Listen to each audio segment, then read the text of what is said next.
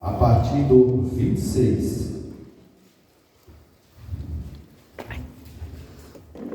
Tudo bem aí? Glórias a Deus. Louvado seja o Senhor, nosso Deus. Isso, o pessoal pegando caneta, outro abrindo. Tem aqui o vídeo também, né? Para a gente observar. Louvado seja Deus. O grande propósito da mensagem do Senhor ser pregada todos os domingos da igreja é despertar cada vez mais em nós o amor por Cristo, pela sua obra e pela nossa vigilância, né, fora daqui. Quando nós não estamos juntos, é justamente nesse momento que a nossa vida precisa refletir a glória de Deus. É justamente nesses ambientes que a luz que há em nós precisa refletir na vida de outras pessoas. E nós poderíamos fazer uma avaliação, né, de como nós nos conduzimos nessa semana. O que ocupou a nossa mente durante essa semana? O que os nossos olhos viram durante essa semana? Para onde fomos durante essa semana? Quanto tempo nós temos dedicado de fato ao Senhor, de verdade? Porque essas coisas, elas dizem muito da gente, dizem muito de nós. O que gasta o nosso tempo, né? No que aplicamos a nossa vida de fato. Tudo isso é muito relevante para a nossa vida, para que os dias vindouros não sejam dias tenebrosos, né? E ainda que essas trevas apareçam ao nosso derredor, a nossa luz possa brilhar no meio delas, sempre, até a volta de Cristo. Vamos à palavra do Senhor que nos diz assim: enquanto o levavam, agarraram Simão de Cirene, ou Simão Cirineu, que estava chegando do campo, e colocaram a cruz nas costas dele, fazendo carregá-la atrás de Jesus. Um grande número de pessoas o seguia, entre as quais mulheres que lamentavam e choravam por ele. Jesus voltou-se e disse: filhas de Jerusalém, não chorem por mim, não chorem por mim, chorem por vocês mesmas e pelos seus filhos, pois chegará a hora em que vocês dirão: bem-aventuradas as estéreis, os ventres que nunca geraram e os seios que nunca amamentaram. Então dirão as montanhas: caiam sobre nós, e as colinas: cubram-nos. Pois se fazem isto com a árvore verde, o que acontecerá quando ela estiver seca? Dos dois outros homens, ambos criminosos, também foram levados com ele para serem executados. Até aí. Senhor, nós te louvamos e te rendemos graças nessa manhã, diante de todo o teu povo que congrega nesse lugar e mais algumas pessoas com a gente nessa manhã, e nós temos consciência de que nós precisamos do Senhor, de que sem o Senhor nós nada seremos. E nós também, ó Deus, já temos aprendido de maneira insistente, até eu diria, que a nossa vida precisa lá fora testemunhar do Senhor. Precisamos, ó Deus, viver em Ti, estarmos no Senhor, aonde quer que nós estejamos. Não poderemos, ó Senhor, desperdiçarmos as oportunidades de professar a nossa fé onde quer que nós estejamos, a oportunidade de falar do seu amor onde for aberta uma oportunidade, onde houver uma pessoa que precise ouvir do Senhor. Nós, como corpo de Cristo, como membro desse corpo, quando nós nos espalhamos nesse ambiente, nós precisamos levar a preciosa semente para lançar no coração de todos aqueles que ainda não conhecem a Ti. Todavia, Senhor, quando nós nos chegamos a esse lugar, nós estamos no lugar onde o Senhor jorra a fonte para inundar o nosso ser, para trabalhar a nossa vida, para que nós tenhamos a mensagem do Senhor nas nossas vidas escritas na tábua dos nossos corações. Sim, Senhor. Para que nós sejamos as cartas vivas lá fora, como já aprendemos aqui. Que a nossa vida não se contente em estarmos apenas em uma reunião de domingo, mas que sejamos, ó Deus, a mensagem, os arautos do Senhor. Que nossas vidas se disponham a obedecer o Senhor, a aprender do Senhor, a amar o Senhor. E eu oro nessa manhã também, Senhor, em favor de cada pessoa que aqui está, de cada coração, ó Deus, que tem as suas individualidades. Oro, Senhor, para que haja cura na vida das pessoas, cura física, Senhor, que enfermidades sejam curadas, que essas vidas se libertem das enfermidades em nome do Senhor Jesus. Que se houver em nosso meio alguém que está com a sua mente conturbada, em nome do Senhor Jesus Cristo, haja uma desobstrução na mente de cada uma dessas pessoas, para que a palavra caia como boa semente nessa terra que ela é. Abençoa, Senhor, que ninguém fique aflito nesse lugar. Que seja, Senhor, o momento oportuno de nós nos regozijarmos em Ti, de nós abrirmos os nossos corações diante do Senhor, independente do meu tempo de conversão, que eu possa fazer deste momento, Senhor, um momento especial, que eu me achego à fonte para ser saciada a minha sede, e a minha água precisa prover do Senhor sempre. Eu preciso disso, todos nós precisamos. Por isso, nos abençoa com essa palavra nesta manhã. Eu te peço em nome do Senhor Jesus. Amém. Amém. E graças a Deus. Bem, esses versículos que nós... deixa lá no primeiro lá, né? Deixa ali para nós irmos trabalhando um pouco, para a nossa compreensão. Esse momento é um momento sublime, ele é um momento também profético. Não sei se você conseguiu entender isso. Será que você percebeu isso? Talvez lendo assim, eu não tinha falado, né? A gente não vai pegar assim de primeira. Mas agora eu falando, se você lembrar do texto que nós lemos, nós vamos ler de novo, você precisa ver que esse é um momento de cumprimento de profecias e é um momento também de apontamentos para coisas do nosso tempo. Tempos futuros, então são cumprimentos e também uma profecia, porque o próprio Jesus vai falar de algumas coisas aqui que a gente precisa entender. E diz aqui que quando iam levando, tomaram um certo homem, sirineu. Eu não vou pregar hoje sobre Simão Sirineu, né? Já preguei há bastante tempo, eu não vou falar isso. Só estou dizendo que ele foi pego ali, ele foi obrigado a carregar aquela cruz. E aí no 27 diz assim que e seguia uma grande multidão de povo e de mulheres, as quais batiam nos peitos, né? Lamentando. E quando as mulheres ou os homens batem assim, os peitos na cultura deles, eles estavam dizendo assim: a minha estrutura não está aguentando. É isso que eles estão dizendo.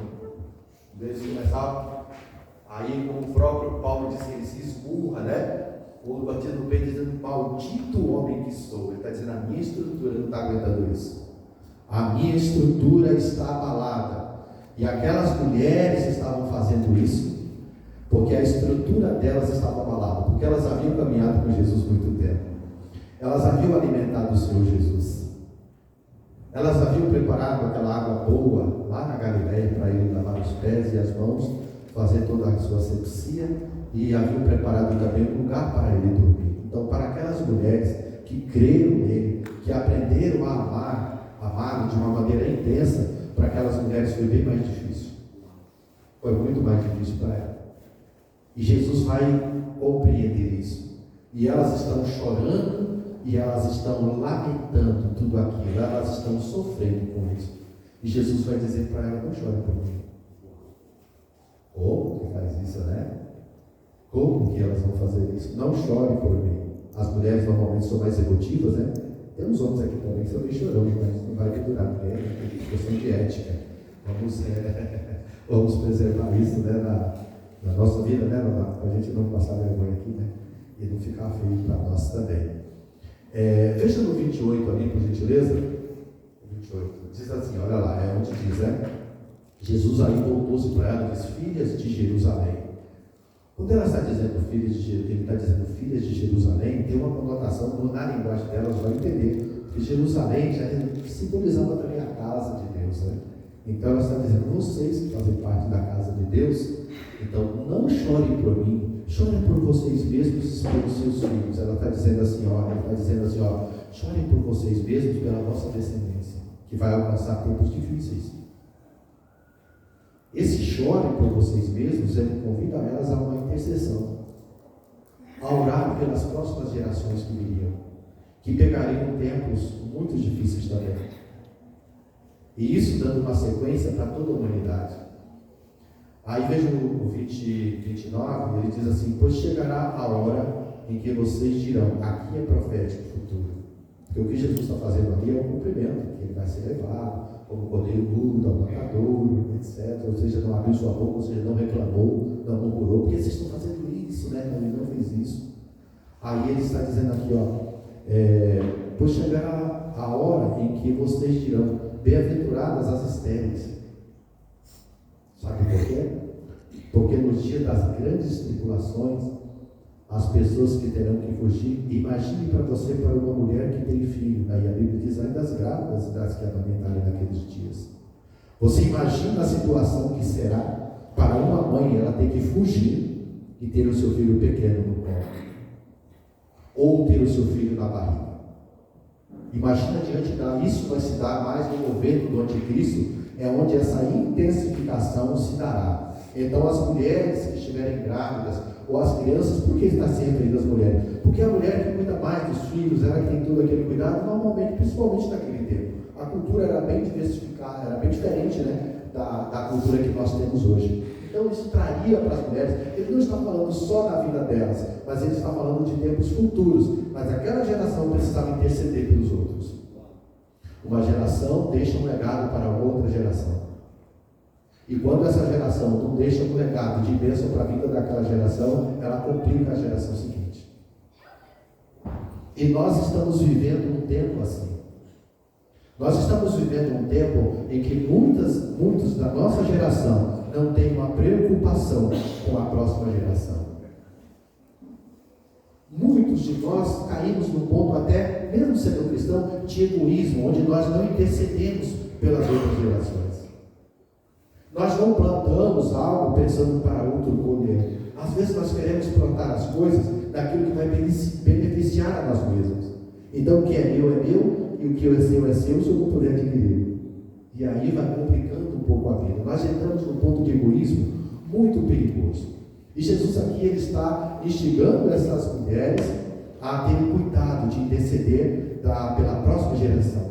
Porque justamente os filhos ficavam em casa com as mães, enquanto os pais iam trabalhar, ou iam para a guerra, ou iam para o trabalho do templo, e essas crianças ficavam sob os cuidados dessas mães. Então essas mães tinham grande responsabilidade. Naquela época eles não deixavam as crianças ficarem no celular o dia todo. Sabe, eles não gostavam disso, eles não gostavam de celulares naquela época, tá? Eles não colocavam o celular como sendo como é que diz? A babá, né? Eles não colocavam o celular como babá na vida das crianças, era bem diferente. Nós falamos um pouco de cultura judaica, que os homens aprendiam a lei, até os 14 anos já sabiam de toda a Torá, aprendiam os profetas, aprendiam a caçar, aprendiam a trabalhar, aprendiam a adorar o Senhor. E as meninas aprendiam com a mãe a fazer comida, a cuidar da casa e ser uma boa esposa e também adorar o Senhor e administrar os recursos que o esposo trazia para dentro de casa. Isso é uma família diante do plano de Deus, diante da organização do Senhor. Então isso precisava ser entregue para as próximas gerações. Aí diz assim, e os ventres que nunca geraram e os seios que nunca amamentaram. Tudo isso está falando de uma situação caótica que chegará no tempo para a vida da sociedade. Não vai ser no tempo deles totalmente, mas a gente vai perceber que 70 anos depois eles passaram por isso. 70 anos depois eles passaram por isso. sabendo que no meio que eles estavam vivendo, já era um tempo de turbulência, porque Roma imperava sobre eles. Mas o que o Senhor Jesus está dizendo, que os dias serão piores. Está deixando bem claro para elas que os dias serão bem piores ainda. Vejamos lá o 29. Ou 30, aliás. Então dirão as montanhas, caiam sobre nós, e as colinas cubram-nos. Aqui ele está falando de um caos, e até onde a própria morte não estará disponível para consumir as pessoas. Esse é um tempo de apontamento terrível, e que nós, estando em Cristo, nós vamos escapar disso. De que maneira? Se alcançarmos um tempo terrível assim, o próprio Espírito do Senhor nos envolverá de tal maneira que nós compreenderemos isso. Ele nos fará lembrar disso e nós saberemos que Ele estará com a gente. Nós saberemos que Ele está presente, então Ele vai nos dar força e vigor, como deu para Estevão quando estava sendo apedrejado. Vai dar o mesmo vigor para os apóstolos quando passaram pelos martírios que passaram. Então essa tem que ser a nossa esperança, e sermos cheios do Espírito do Senhor em todo o tempo. Por isso nós não podemos apenas sermos crentes aqui na reunião de culto. Nós precisamos refletir lá fora, porque é lá fora que as coisas vão acontecer. É lá fora que as coisas vão acontecer e nós não teremos mais essa reunião. Quem somos nós fora dessa reunião? O que sabemos? O que buscamos? O quanto bebemos da água que Cristo tem oferecido para nós? A gente ouviu ali o primeiro cântico falando ali. O que traz? Nós vamos louvar depois no final, encerrar a parte da mensagem, né? Justamente louvando ao Senhor, reconhecendo toda essa obra redentora. Vejamos o versículo seguinte. Pois se fazem isto com a árvore verde, o que acontecerá quando ela estiver seca? Se você faz isso no tempo que a árvore pode dar sombra, que ela pode dar fruto, no tempo de bonança, no tempo das coisas que trazem para a sua vida, que fará quando as calamidades se assolarem sobre a vida de toda a comunidade, de toda a humanidade. Agora vocês lembram que recentemente, eu creio que uma boa parte lembra que nós ministramos aqui sobre a crucificação, que nós falamos dos 2 ladrões? Vocês lembram que nós falamos isso? Quem lembra ainda? Porque alguns talvez estivessem aqui no dia, né? Quem lembra que nós falamos? Quem mais? Deixa eu ver desse lado. Quem lembra? Olha, nós temos, eu acho que menos da metade. Ou não estava ou não lembra, pelo menos menos da metade das pessoas, né? Então, a gente vai observar aqui, ó, que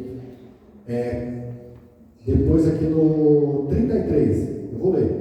E quando chegaram ao lugar chamado Caveira, ali o crucificaram, e aos malfeitores, um à direita e outro à esquerda, está no versículo 33 ali, tá? Agora vejamos, Jesus está sendo condenado ali na mesma condenação de 2 malfeitores. Além da exposição de Jesus, de tudo que ele passa aqui, esses 2 malfeitores ao lado dele, tornam a vergonha maior ainda. Porque ele vem se dizendo filho de Deus e é crucificado entre 2 ladrões. Isso é muito testemunho feio, né? Opa, Jesus deu mau testemunho ali, irmãos? Para o povo, sim. Para as pessoas, sim. Para a maioria das pessoas, aquilo foi um mau testemunho. E ele foi crucificado entre 2 ladrões, porque para aquela sociedade, Jesus era mau testemunho para eles. Jesus atrapalhava as tradições dele. Jesus atrapalhou os objetivos deles. Jesus desconstruiu aquilo que eles haviam construído com tanta força, com tanto esmero, com tanto investimento. Jesus havia destruído. Então ele é um destruidor. Ele atrapalha a nossa vida. Jesus atrapalha a nossa sociedade. Então vamos expor entre 2 ladrões, vamos crucificá-lo. Jesus, ainda hoje, eu quero colocar aspas aqui, ainda atrapalha a vida de muita gente. Jesus ainda hoje atrapalha o projeto de muita gente. Isso é muito forte. E eu vou falar aqui com uma certa maturidade essas coisas. Eu espero que você compreenda. Jesus atrapalha a vida adúltera de muita gente. Jesus atrapalha os projetos mentirosos de muita gente.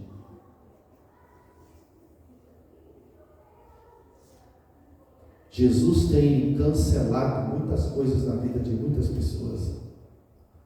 E muitas pessoas têm se afastado de Jesus, porque não podem mais crucificá-lo. Mas vai embora com seus projetos. Sai de perto de Jesus, porque Jesus atrapalha os seus planos. Jesus não assina embaixo, não dá um aval daquilo que de repente eu estou fazendo. E consequentemente, eu me mantenho afastado dele. Eu não quero essa comunicação com ele. Ele atrapalha meus planos. Ele não permite que eu faça o que eu quero. Mas se eu estiver longe dele, eu vou fazer tudo o que eu quero. Então a visão de Israel, a visão daquele povo, não das mulheres que estavam ali chorando, né? Não de tantos outros também, que muita gente não estava todo mundo contra. Muita gente estava sofrendo também, isso é verdade. E a gente sabe disso também, que muita gente nos dias de hoje estão sofrendo por causa de Jesus. Porque está dizendo, eu não vou viver mais desse jeito, porque Jesus tem coisa melhor para mim. E é um sofrimento abandonar o pecado. É uma luta abandonar as coisas inúteis. Mas a gente, quando o Espírito vem sobre nós, quando a palavra entra na nossa mente, nós falamos assim, vai doer, mas eu vou ter que abandonar isso. Porque Jesus é mais importante. Porque Jesus vai entrar na minha vida. E isso traz muitas vezes choro. E é isso que traz arrependimento. Não é todo mundo, não estamos aqui para generalizar. Tem muitas pessoas que estão aqui por Jesus, mas tem muitas pessoas que não vêm aqui por Jesus. Tem muitas pessoas que, mesmo se envolvendo nas questões materiais, nas questões físicas da vida da igreja, não estão ali por Jesus. E o dia a dia vai provando isso, vai escancarando na vida da gente. Isso é muito triste. Eu quero considerar aqui ainda o 34. E dizia Jesus, Pai, perdoa-lhes, porque eles não sabem o que fazem. Vejam só, essas palavras de Jesus aqui, eu falei na outra mensagem, eu quero repetir, não é uma história porque vocês estavam viajando a jantar, não é recuperando não, né? Não é recuperando para vocês não, né? Mas assim, essa palavra, permitindo o Senhor, nós vamos pregar mais tarde para Aranaguá. Lá embaixo também, lá embaixo mesmo, lá embaixo na área, de cima lá embaixo, é verdade. De lá para cá é subir, né? Então vamos entender algo aqui. Essas palavras de Jesus diz assim, Pai, perdoa-lhes porque eles não sabem o que fazem. Esse não sabe o que fazem é discernimento. Eles não discerniram o que eles estavam fazendo. E a gente sabe que tudo aquilo foi promovido por homens capazes de interpretar as Escrituras pela teologia deles, mas não pelo Espírito. Eu posso ser bom em interpretar as Escrituras, mas o Espírito precisa me falar. Por isso eu digo assim, andai em Espírito e não cobiçais as coisas da carne, a vontade e os desejos carnais. Aquelas pessoas tinham a teologia mais refinada daquela época. Eles conseguiram fazer um monte de coisa, apresentar na lei um monte de coisa, mas quando eles não deram conta, quando não sustentou aquilo que eles pensavam, eles trapacearam. A trapaça assumiu o lugar da lei que eles tanto pregavam. Foram trapaceiros e eles condenaram Jesus através de mentiras, subornaram pessoas para condenar Jesus. E eles que eram os guardiões, se sentiam os guardiões da palavra, das profecias. Eram eles que diziam para o pessoal, oi, saiu o Messias. E Jesus vai gerar um homem de uma mulher estéril, avançada em idade, chamada João Batista, para dizer, eis o Cordeiro de Deus que tira os pecados do mundo. Mas eles não discerniram isso. Os sacerdotes, os anciãos, os escribas, os fariseus, os saduceus, eles não tiveram discernimento. Então, sem discernimento, nós vamos trabalhar, nós vamos suar a camisa, nós vamos falar com a teologia refinada, mas sem discernimento do Espírito do Senhor na nossa vida, nós não reconhecemos Jesus como Filho de Deus. E quando Jesus vai dizer, Pai, perdoa-lhes porque eles não sabem o que fazem, Jesus está dizendo: esse povo não tem entendimento. Esse povo não sabe por que eu estou aqui. Esse povo não sabe que eu estou aqui por causa deles.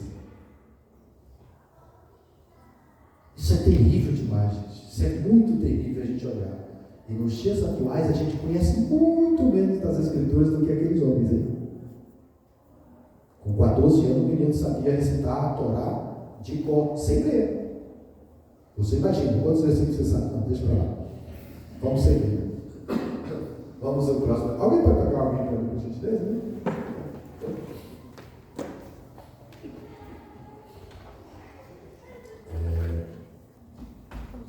O povo ficou observando as autoridades, fazia o quê? Quem era que fazia isso? Quem era quem que ridicularizava? As autoridades. As autoridades. Agora eu te pergunto aqui: era um povo assim, comum, para lá e para cá? Não, eram pessoas que eram as autoridades. Quem eram essas autoridades, né? Quem eram essas autoridades? Vejamos, as autoridades ridicularizavam, salvou os outros, diziam: deixe-o salvar a si mesmo, se é o Cristo de Deus, o escolhido. 36. Os soldados, olha outro tipo de gente aqui, aproximando-se também zombavam dele, oferecendo-lhe vinagre. Ao ver das autoridades, vai adiante. Disseram: se você é o rei dos judeus, salva você mesmo. Isso aqui é o quê? Tu não é o filho de Deus, você não é nada disso. Vejamos a seguir. Havia uma inscrição acima dele que dizia: este é o rei dos judeus. Não fizeram isso somente com um intuito de reconhecimento, né? Mas era uma verdade. Um dos criminosos, aí olha só, foi aqui que eu falei e eu vou repetir. Eu me lembro do Hernandes Dias Lopes dizendo assim: quando você pregar a mesma mensagem 20 vezes, você está bom nela. Então, quando você ouvir duas, né, já está, né, o tratamento melhor. Você esqueceu, você vai lembrar, viu, João? Se tiver alguma coisa, você refina aí. Daqui uns dias você sabe como é que vai acontecer, né? Então, toma jeito. Então, tá. Tudo isso que eles disseram, eles se ridicularizaram. Ali estavam o quê? Autoridades, soldados, os príncipes, né? Que esses príncipes são magistrados. Houve um julgamento, primeiro, né? Lá no sinédrio deles, e esses magistrados agora vêm. O povo, a multidão, vinha até um ponto só. Eles não vinham até o local da crucificação, nem caberia as pessoas. Eles iam até um ponto, e a partir daquele ponto só entravam ali as autoridades, os condenados que estavam ali, e os familiares mais próximos. Esses iam para lá. Então eles passavam pela Via Crucis, em linha reta, e quando chegava lá adiante, eles tinham que fazer uma curva. Daquela curva, ninguém da multidão podia ir, mas de longe conseguia ver o que estava acontecendo. Aquela curva é chamada de conversão. Então ali é uma conversão, ele vai convergir, ele saindo num sentido e ele vai no outro. Isso tem a ver também com a nossa vida, no caminho que nós vivíamos, e Jesus ele está convertendo nós quando ele está caminhando para aquela cruz, porque eu e você, os nossos pecados estavam sobre ele. Ali é a conversão. Então quando ele converge, quando ele faz aquela curva ali, ele está falando da nossa conversão. Tudo está preparado por Deus para isso. Aleluia. Está falando que nós estamos nos convertendo, ele está nos levando para uma conversão. Ele está dizendo: olha, você ia por um caminho e lá na frente teria um grande abismo para você cair, mas eu vou converter aqui, para você não cair lá, e lá eu vou ser crucificado, eu vou morrer, e você não precisa continuar no caminho que você estava andando. Esse é o novo e vivo caminho que está proposto para mim, está proposto para você também. Esse é o novo e vivo caminho. Mas eles não entenderam. Agora, vejamos que essa ridicularização influenciou. Já ouviu falar assim: tudo que está ruim pode piorar? Talvez você fale E a gente tem uma prova que tudo que está ruim pode piorar. Veja o versículo seguinte. O outro criminoso, porém, o outro, não li aquele, né? Volta ali, aquele que é importante, por gentileza. Volta no 39. Um dos criminosos que ali estavam, pendurados, lançava ali insulto. Você não é o Cristo? Salve a você mesmo e a nós. O camarada está ali para morrer, acabou para ele. Não dá para fazer mais um furtinho, um roubo, não dá mais. O camarada está na última instância da sua vida, não tem mais, ele está na cruz, ele não vai descer dali, mas ele vai insultar a Cristo ali. Mas por que ele está insultando a Cristo ali? Nós falamos disso, alguém lembra aí? Não precisa falar, mas lembra? Quem lembra aí? Porque ele foi influenciado pelas autoridades. Tu não és o Cristo, tu não é o Cristo, desce da cruz, salvou os outros, salva a ti mesmo. Ele vai se enchendo daquilo. E ele também olha, opa, desce da cruz, é o que ele diz lá. Lançou-lhe insulto. Você não é o Cristo? Salve a você mesmo e a nós. Ele estava com a vontade de ser salvo para mudar de vida, né? Estava com a vontade de andar em Jesus, andar com Cristo, santificar a vida? Nada. Mas ele foi influenciado pelas pessoas quando ele tinha a única oportunidade da sua vida. Ele deixa ser influenciado. E até hoje, a influência tem conduzido muita gente para a morte. Até hoje nós começamos a ouvir vozes, Cristo estando do lado, dizendo, eu estou aqui. Cristo estava do lado dele, mas o pessoal lá de baixo influenciou ele. E alguém poderia dizer, mas pastor, mas imagina a aflição do homem. O homem não era discípulo. O homem não caminhou com Cristo. Ele estava na ignorância. O que será que estava? Vamos ver se temos uma resposta para isso, para você discernir isso. Vamos a seguir. O outro criminoso, aqui que nós vamos construir essa ideia que eu apontei aqui. Porém, o repreendeu dizendo, o criminoso era irmão dele, tá? Você não teme a Deus, nem mesmo estando sobre a mesma sentença? Opa! O temor de Deus é o princípio da sabedoria. Aquele camarada sabia tanto quanto o outro o que estava acontecendo. Eles andavam juntos. Eles tinham uma sociedade, né? Olha para os outros. Essas sociedades, elas prosperam por uma coisa incrível. Veja o versículo seguinte.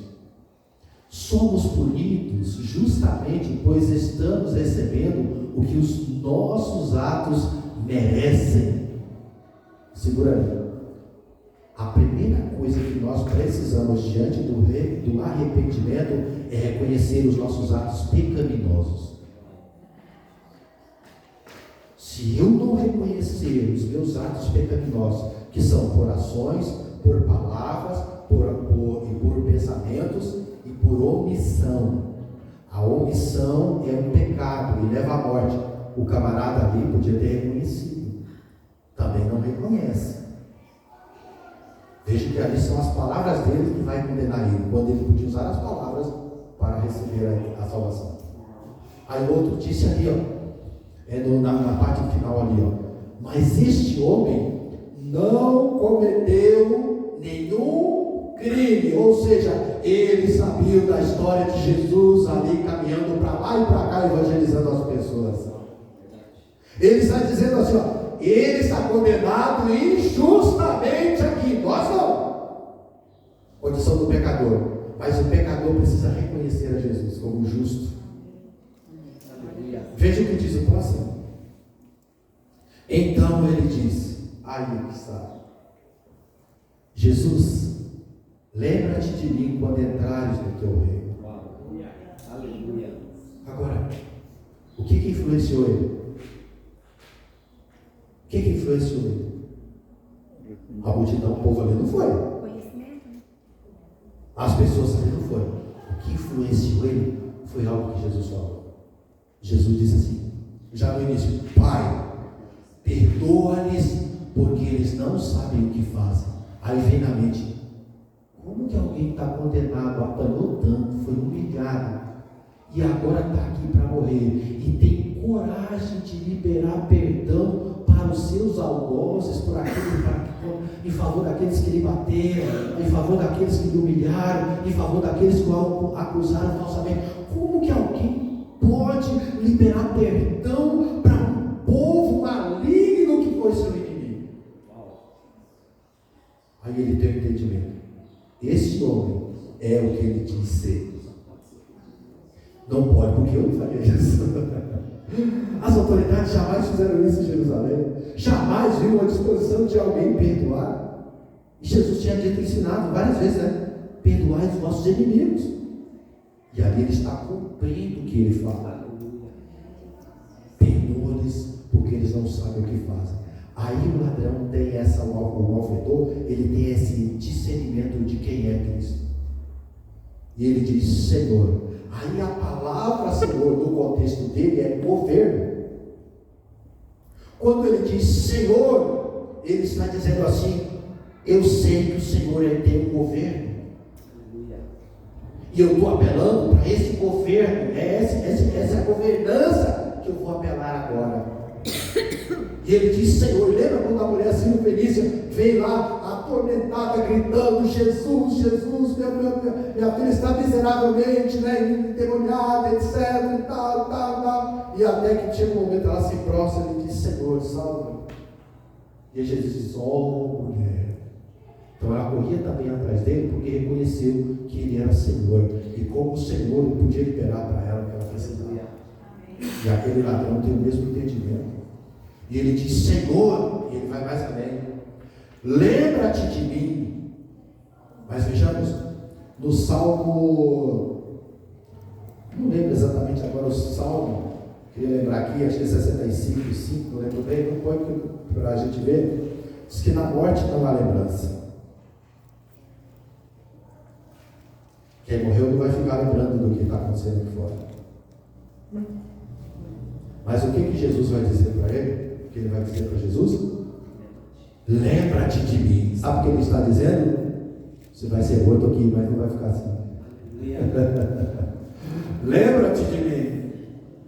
Lembra-te de mim. Quando entrares onde? Ele é o rei. Está vendo aqui o discernimento dele? Ele é o rei. Ele vai reinar. E eu quero reinar com ele. Eu quero estar com ele, não sou ele. Eu quero isso para mim. Ele sabe. Ele não pede para descer da cruz. Ele não fala igual o seu irmão falou. Desce da cruz, salva ti, salva nós mesmos. Ele diz, não, lembra-te de mim quando entrares no teu reino. Ele está dizendo, eu vou descer na sepultura. Ele vai me ressuscitar e eu ainda vou reinar com ele. É isso que ele percebe. É esse discernimento que ele acolhe no seu coração, na sua vida. E Jesus vai dizer, em verdade te digo que hoje mesmo estarás comigo no paraíso. Ele está falando, não há mais condenação para você. Essa cruz não limita você. Aleluia, glória a Deus. Essa fala, esse discernimento mudou toda a história. E aí nós podemos perceber que tudo que está ruim, se nós estivermos do lado de Jesus, pode ser transformado. Fique de pé, por gentileza. Pode ser transformado. E hoje essa palavra vem para nós assim, para nos orientar, para nos tirar do lugar de acomodação, para nos tirar de uma vida às vezes pregressa, devastada, preguiçosa, sem discernir o que está acontecendo. Aí os nossos corações ficam cheios de carências que a gente nunca consegue saciar a nossa sede. A gente não aprende a beber da fonte. A gente não aprende que, como disse ali o Leonardo, a torneira pode ser de ouro ou pode ser de plástico. Mas é a água que vai fazer toda a diferença. Porque torneira não produz água, ela jorra água que sai de um lugar. E ela precisa chegar em mim, chegar em você. E é isso que nós estamos vendo hoje. O Senhor o tempo todo, através da sua igreja, através daqueles que lhe servem, oferecendo perdão. Dizendo para todo mundo, Pai, perdoa-lhes porque eles não sabem o que fazem. gerando um discernimento na vida dos que querem, para perceber, ele está falando isso porque ele me ama, não é para atrapalhar os meus planos, não é para atrapalhar os meus projetos, não é um atrapalho na minha vida o que ele está falando. Ele está falando isso por amor a mim, porque ele não aceita que eu termine desse jeito. A disposição do Senhor é sempre transformar a nossa vida. O Senhor não tem prazer na morte do ímpio. Quando o ímpio se perde, você pode ver o pior bandido. Fala assim, alguém atirou no camarada lá, né? E cortou o pescoço dele com a bala de fuzil. Algumas pessoas dizem, pois Jesus veio na disposição de salvá-lo também. Jesus não se alegra, não se compraz com a morte do ímpio. Por isso você não pode partir dessa mão sem Jesus. Você precisa reconhecer Jesus. Se você não reconhecer Jesus, você vai ficar se escondendo. E vai chegar uma hora que nenhum lugar vai ser bom para você. Você vai passar por uma igreja, 2 igrejas, 3 igrejas, e você vai acabar solitário, sem igreja e sem Jesus. Porque parece que nada presta. Parece que nada está bom. Mas a sua responsabilidade é individual. Confesse Jesus na sua vida. Abandone o pecado. Vá até Jesus. Podem dizer o que quiserem. Se você for até Ele, Ele vai dizer para você que eu te perdoo. Para isso morri. Eu te salvo. Eu escrevo teu nome no livro da vida. Eu vim por causa de você. É por você que eu morri. O meu reino cabe a você.